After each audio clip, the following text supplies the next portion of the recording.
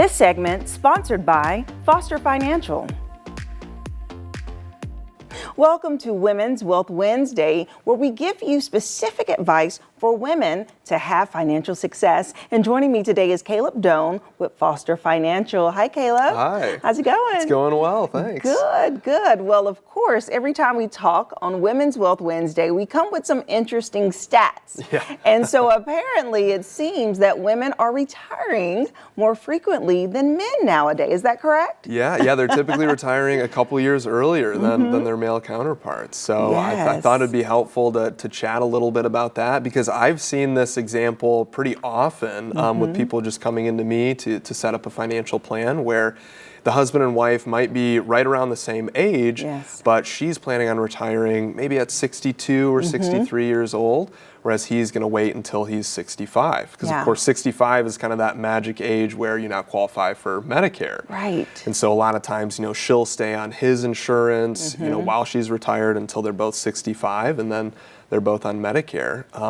But there are certainly a couple key aspects of somebody's financial plan to make sure we take a look at in those few years. Well, first off, that stat is just surprising for some reason. I'm like, do women ever stop working?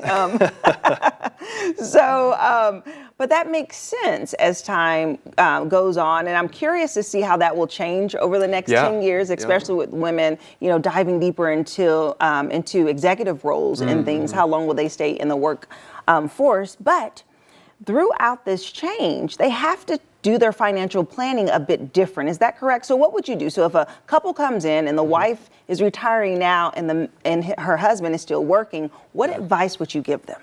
Yeah, so there's a lot of things that we would look at. I think probably the first one we would take a look at would be income planning for them. Because, of course, probably the most drastic change when she retires is that she's no longer getting a paycheck every 2 weeks. And so we'd first need to take a look, okay, is the husband's income enough for both of them to live on? Or do we need to look at supplementing with something like, Social Security, maybe her pension, maybe her retirement accounts, and identifying what's going to be the most tax efficient way for them to do that. Yes, and as they are evaluating this, what could they do to plan better to come to you to learn? Like, what type of information should they have ready or perhaps consider before retirement even takes place? Yeah. Well, the first thing I always have people do is fill out a budget. And this is a lot of times when people are in their 60s, I mean, they haven't filled out a budget for years, and that's super common. It's like people might do that when they first get married, when they're younger, when they get their first job, but over time it's like you have kids, your money's going every which direction, maybe you're helping put kids through college, and so the inflows and the outflows change drastically over time. And so especially when somebody's about to retire or has just retired, it's a good time to level set, take a look at a budget and say, okay, we typically spend, $4,000 a month or whatever it might be. And then we can look at the husband's income and identify, is there a shortfall anywhere? Yeah, I love that, because it's like back to the basics. I mean, everything starts with a budget. Right. Budgets are so important, so we should not underestimate them. Okay, so once the budget is set, what would be the next step? Yeah, so once we have the budget set, we can actually see, is there a budget surplus? Is there a budget deficit?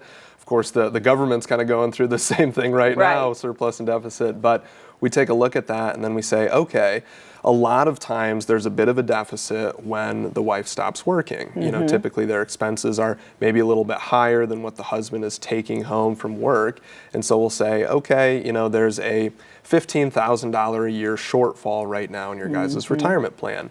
And then we take a look at, do we want to start pulling Social Security for the wife? Of course, she can pull it as early as 62. And so if she's over 62, that's one option. There's another option where we take it from her retirement accounts. And so it all depends on the individual people. Sometimes, people will have enough money saved up just in their savings account too, to supplement them for a few years until the husband retires.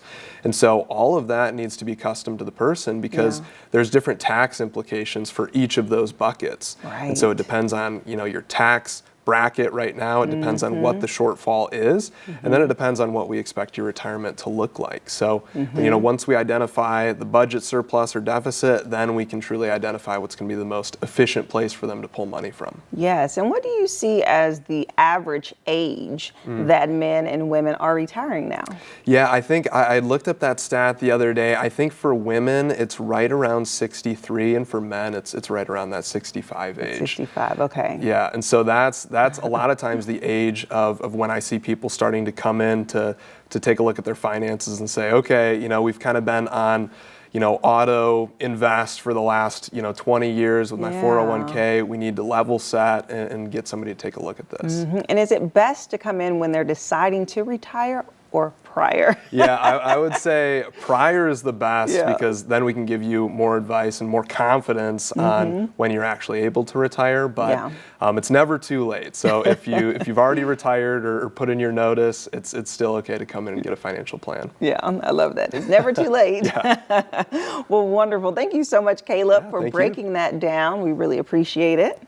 If you would like more information about Foster Financial or to receive your complimentary consultation, be sure to give them a call. We'll have their phone number listed below, and we'll be right back. This segment sponsored by Foster Financial.